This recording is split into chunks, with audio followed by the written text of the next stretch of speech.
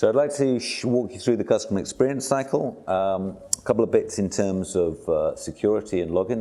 There's typically two logins, one for people who've only got access to view it, as in they can't change it, and then one admin login. So there's a view-only functionality and one for the admin person. In terms of the visuals, a couple of things before we get into how to build your cycle. You can change the color to fit in line with your brand. You can insert a logo. So you can insert your own logo, and you can call this whatever you want. So a client experience, member experience, guest experience, whatever it is. And fundamentally, the cycle is made up of three key parts. Firstly, and critically, is at the heart of it is our reputation. This is what we aspire to be famous for. Okay, so in this example, which is a recruitment business, where we want to be known and famous for being knowledgeable experts, for being reliable, for being trustworthy, for being really professional. Okay, that is at the heart of everything we do. So any process we introduce, any person, any behaviors have got to contribute towards that, making that reputation a reality. So that's step number one. Okay, get your frontline team engaged and understand and agree what it is we want to be famous for. Step number two, having understood that, is to map out the key touch points. So touch points are where the customer or client interacts with us, which potentially affects our reputation. So in this example, which is a recruiter, there's some social media activity which creates awareness. So that's one key touch point.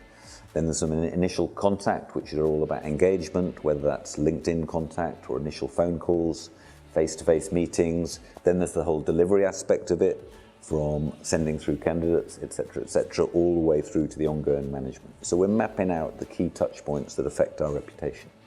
In the world of hospitality, it might be the website, the outside impressions, the walk-in experience, the ordering of drink, etc. Key touch points. So two things we've done so far. We're really clear in terms of reputationally what we want to be famous for, and the whole team are looking at the same thing. And secondly, we understand from the customer's perspective what are the key touch points that they go through. What's missing though is we haven't actually defined what excellence looks like. That's what we want to be famous for, that's what the customer goes through. And behind every one of these touch points, we need to map out the standards that are going to make that reputation a reality, touch point by touch point. So, if, for example, I click on this one, behind that you can upload, you can write down what are the key standards that you want to see in place to make this happen. And what's really cool about this tool is that also you can upload next to each standards static documents. So they might be templates, proposals, processes, etc. You can upload photos, whatever that might be of. In this case, this is a photo of a LinkedIn profile and the way we want to see that done. Or equally, you can load up videos. Okay, so these might be videos of some of your best people doing things in a certain way, or these might be training videos like this one in this case is how do you get referrals of people.